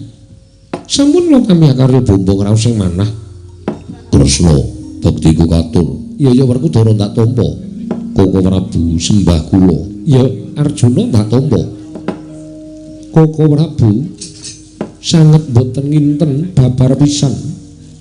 Bilih sawetawis wekdal Kyai Semar miwah atmajanipun boten seba wonten Praja Ngamarta. Mongko Paduka prisa piyambak bilih Pandhawa menika boten badhe saged pisah kelawan Kakang Nayantaka. Nanging emanipun ingga sapriki sampun tanganipun tigang candra. Kyai Semar boten kepareng sowan wonten negari Ngamarta. Koko Prabu menggah kemanggih Paduka Kanjeng Koko Prabu kados pundi? Yayi, nuwun sewu. Menapa Yayi mboten utusan kan para kadang utaminipun Werkudara menapa dene Janaka supados nanjihaken kelawan Kakang Semar. Koko Prabu nembe kemawon kula badhe utusan tumuli Koko Prabu rawuh ing mekaten kula tumuli tetarosan lan Paduka Kanjeng Koko Prabu. Werkudara, nggih. Apa Dimas ora ngerti apa to neng dadi jalaran dene Kakang Semar ora sowan marang Praja Ngamarta? Aja lakon aku nang takono Jlampruk. Janaka sing saben dina ora nate pisah kelawan Punakawan. Arjuna wonten paring dawuh. Apa Syadi ora ngerti apa to sababe Kakang Semar ora sowan? Koko Prabu kula piyambak boten mangertos. Nanging saking menika menapa boten langkung prayogi menawi dipun tuwi wonten ing Karang Kadempel dipun tuweni kados menapa Kyai Nayantaka mbok menawi mangke manggih beda Koko Prabu. Sarating pandam sumula madangi jroning pasarean menangi wadana katon remu-remu kalingan ngangreng sang dia manah engkong Prataling Iwang Pikulun Manik Moya kaya kaget Kang Samya Mulat.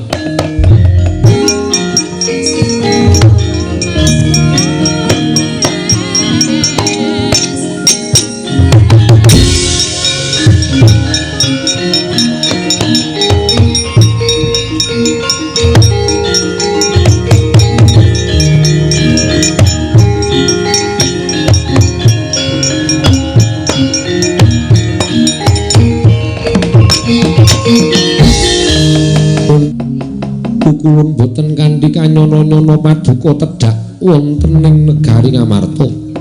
Kulun kula ngaturaken sembah pangabekti kula kunjuk. Iya Kuntadewa Luntompa.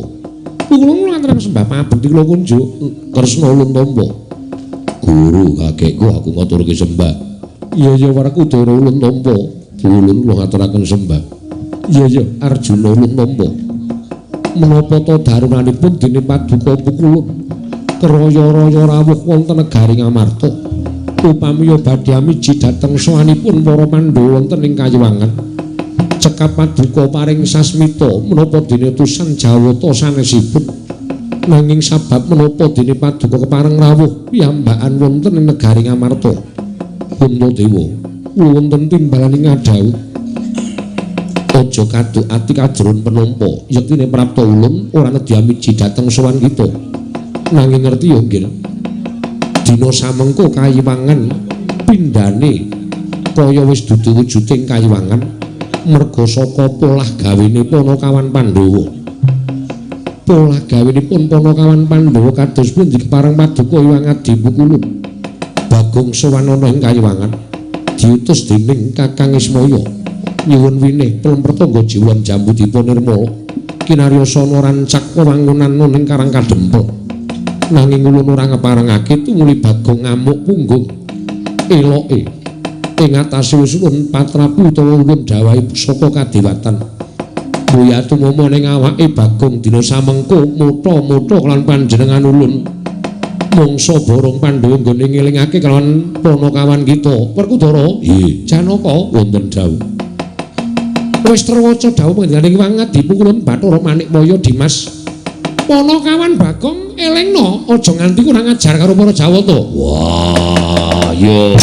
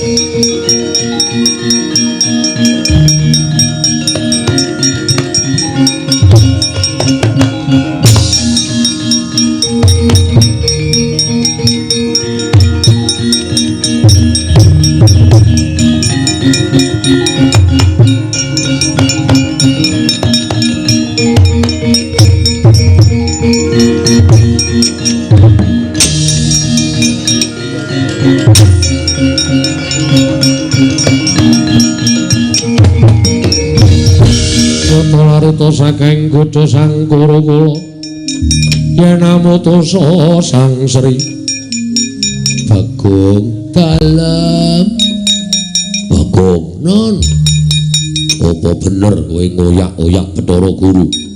Heeh. Lho, ora basa anu nggih. Sebabe apa? Mulang matematika urung rampung wis tinggal lunga. Sapa? Aja edan, aja ngawur. Bathara Guru wis sesembahaning para titah. Bagong. Ayo dilereni nggonmu moto-moto Sang Hyang Jagannata. Nuwun sewu, Ndara. Nek Bathara Guru niku maringake winih Pelemper tangga jiwa jambu dipanirmala mongko sik njaluk Bapak. Niku kula ora apa-apa, kula ora arep mamoning, Bapak wis maring dawuh karo Bagong. Nek Bathara Guru ora menehake sakarepmu Purbawasesa pasrahke karo kowe. Ah, niki kula menggunakan hak wasesa saya. Purbawasesa kula, mula kula nggunakake cara supaya Bathara Guru gelem maringi Pelemper tangga jiwa jambu dipanirmala. Terus kowe saiki tak dawuhi supaya leren. Ora iso. Sire ora iso karepmu piye? Tetep kula ngoyak Bathara Guru. Bagong, Nun, aku sapa? Belum. Karo awake dhewe kok lali iki piye? Mbok priksa. Priksa ndasmu. Wah, Bendara kurang ajar. Lah wong karo awake dhewe kok aku sapa? Lah ya aku jenenge wis lupa ingatan. Lupa. Wong edan ora kena dijak guneman sing apik-apik. Wose kowe gelem mendho apa ora? Mboten. Wose kowe gelem leren apa ora? Mboten. Bagong, Nun. Aku sapa? Wah, loro sing edan iki wis. Wong loro ora eling ora awake dhewe-dhewe. Kowe gelem leren apa ora? Mboten, pokoke Bathara Guru mana? Bathara Guru pundi? Kula ajeng kepengin njaluk Pelemper tangga jiwa jambu dipanirmala. Nek ora gelem leren gak idak mutar. Lho. Kowe lah. Kok dadi kaya ngono kowe? Aku ki abdimu malah kowe ora ngewangi aku. Ngewangi Bathara Guru. Leren ora? Ora leren jangka kowe. Iya aku ya wan.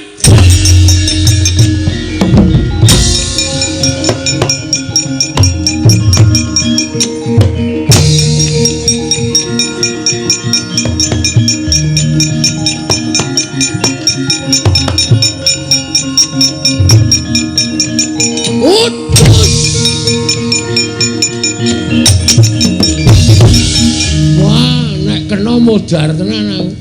Pecah sirahe mbok yakin iso. Nek ra mulih none Bapak tak pasrahke Bapak ya jawanira Bapak apa piye masaku.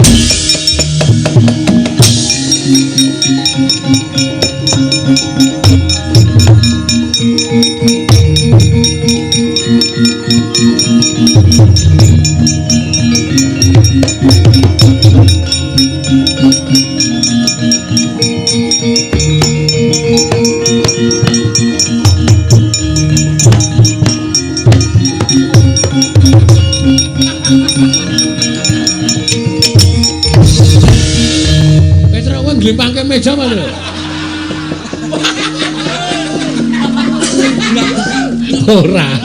Aku sakjane sing glodak ki ngomong apa?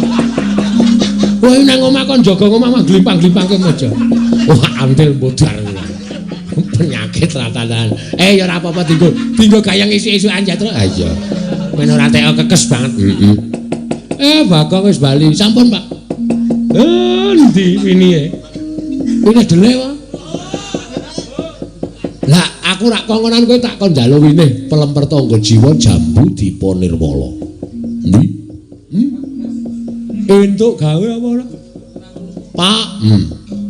Bathara Guru cetil. Bathara Guru pelit. Tak jaluki pelemper tangga jiwa Jawa Dewa sing wujud winih. Aku wis matur nek sing butuhke Babe Semar. Ning Bathara Guru ora maringake. Malah aku ditibani anu Pak apa kembang api. Gus. Kembang api anu guntur geni guntur angin plecik-plecik ngono kowe lara walah pengecune bapak aku canggleleng ya Pak dadi tibani kok ngono kuwi ora pasah ya syukur terus Bathara Guru tak oyak Bathara Guru mlayu mabur kok sik lha apa kowe iso mabur aku njaluk aji-aji Bathara Antrada wah jan bocah kok nglidike ra Jawa-Jawa Bathara Antrada jaluki aji-aji kei ra kei antil wah canggleleng e. Terus dikai terus aku iso mabur. Ning ki mau tak jajal wis ra iso. Wis entek gase. Heeh, tikate gosong ya. Wis ra iso mabur meneh. Terus Bathara Guru prapta ning negara Ngamarta, Pak. Aku dipethuke Ndara Jana karo Ndara Werkudara. Terus Ndara Werkudara menging aku ngoyak Bathara Guru aku nesu. Kono ya nesu aku didak aku endo. Lah terus mbok takono wonge dhewe engko wonge tekan kene, Pak.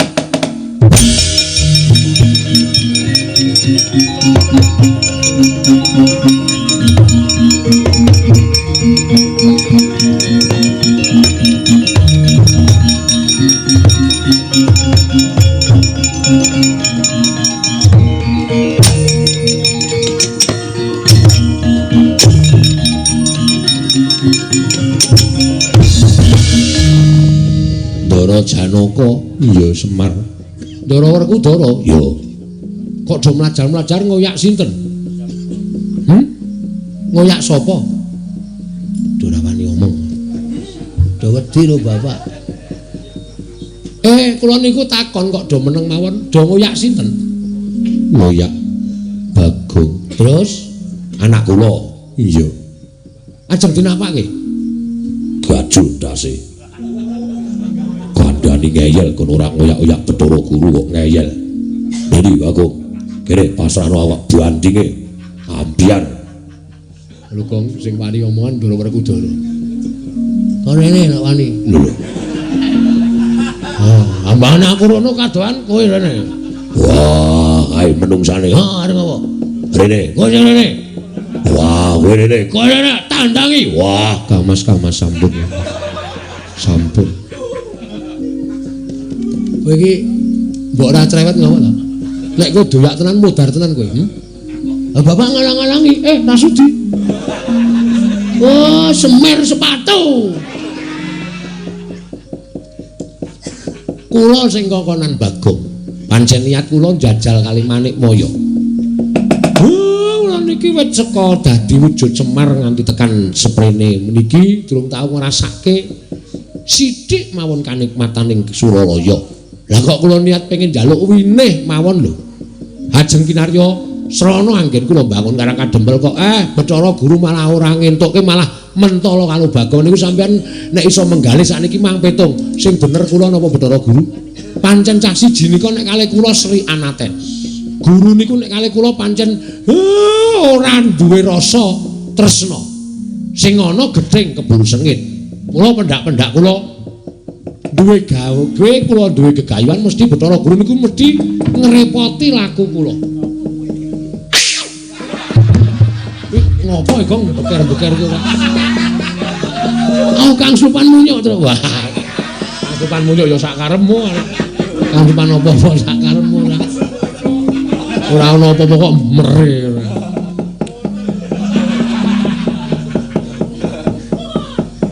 Pripun sakniki kula tak takon sampean. Nggih. Lah terus aku kudu piye? Pun sampean mboten santen pundi-pundi mangke ndel teng mriki. Mengke rak Manik Maya tekan mriki. Nek tekan riki aja kula tanjeke karepe pripun?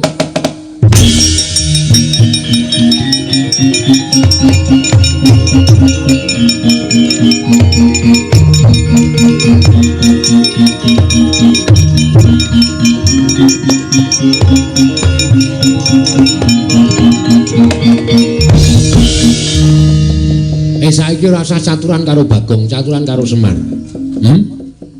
Coba aku ngelongi kayamu apa? Aku ngelongi derajatmu apa? Ming tak jaluki winih loro til siji wae ora tok wenehke malah kowe arep mentolo Bagong. Saiki sirmu piye karepmu piye? Aja ro bocah tuwek do tuwek. Ayo. Wah, bapak nek ngene iki medeni. Jiwae ditantang karo bapak. Aku nek wis nang omah ya medeni bojoku tak tantang. Ayo bojomu kok. Wah, bojoku ki traing.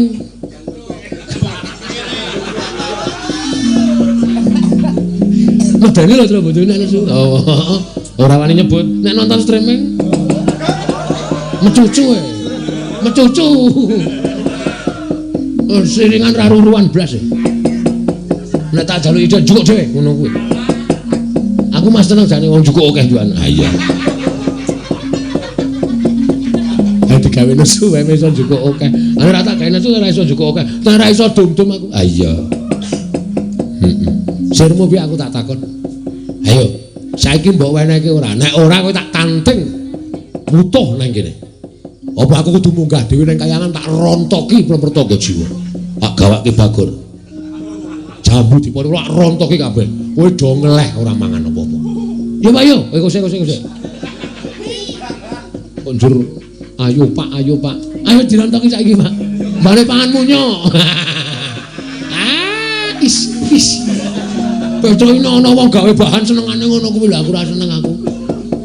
Wong ngapunten iki gedange kula pangan mboten apa-apa biasane pangan munyuk ngono to. Terus pojok wetan. Apa? Iya. Hah? Inggih. Kakang Ismaya kula nyuwun pangapunten. Menawi Kakang Ismaya badhe ngersakaken winih pelempertangga jiwa lan winih jambu dipun nirmala kula caosaken. Mencra-mencre. Mau dek aku nembung ra dikeke barang Semar sing ayo saiki piye tak tanteng mutuh kowe ngejak apa? Terus pucet. Pajan wis. Yaene kok mangan gedang. Marai merinding. Iki apa to ya? Sir-sirane aku.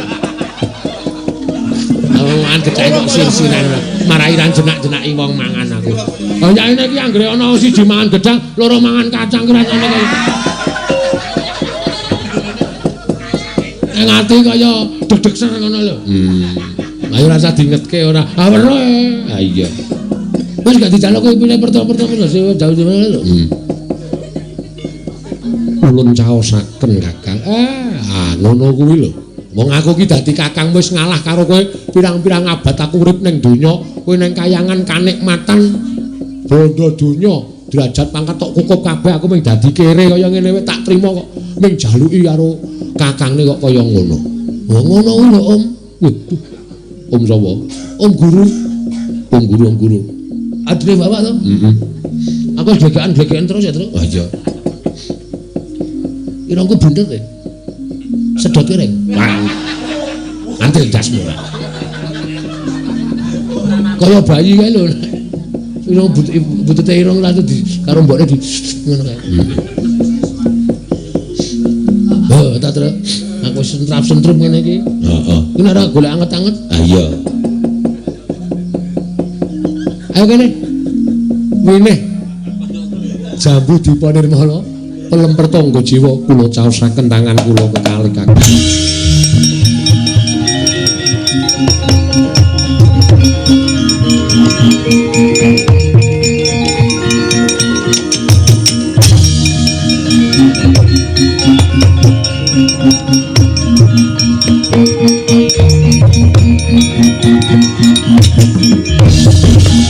Jane kok le ribet ki bentuke kaya ngapa to, Pak? Ora entuk. Kowe ora wenang nyawang winih jambu dipanirmala winih pelemper tangga jiwa. Ndelika, ndeloki kok ndelika. Mbok ndeloki. Wis.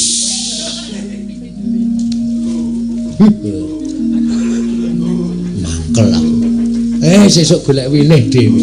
Ya Reng ya. Nah. Ditandur ya Reng. Ngene wae Reng. Kowe iki sirahmu kok ana lendut tak tandurane winih.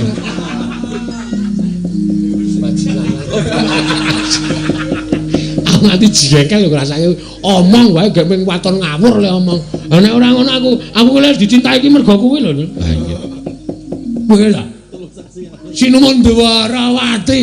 Iya Bagong. Iya. Wilujeng Den. Sampun nggih betake wine ora mengar takon karo bapakmu. Mang takoni sing angel men ra iso jawab. Bijine nol Bapak. Pripun to lho? Kakang Semar nedya mbangun apa? Karang Kadempel niki ming supaya mecut rasaning para kawula sakarang Kadempel gelem supaya bebodro rumiyin. Nek wis bebodro niku mengke mengkari ngrasake kepenake. Oh ngono nggih. Ya Kakang Semar muga-muga kabeh mau dadi sarana pamecut tumraping para kawula sakarang Kadempel enggal gumregah supaya papan kene bisa tambah reja, tambah endah lan setemah bisa ngrawake para piyayi-piyayi saka mancanegara. Monggo dipun wiwiti kanthi ucap bismillah mugi saged kalaksanan Ndara.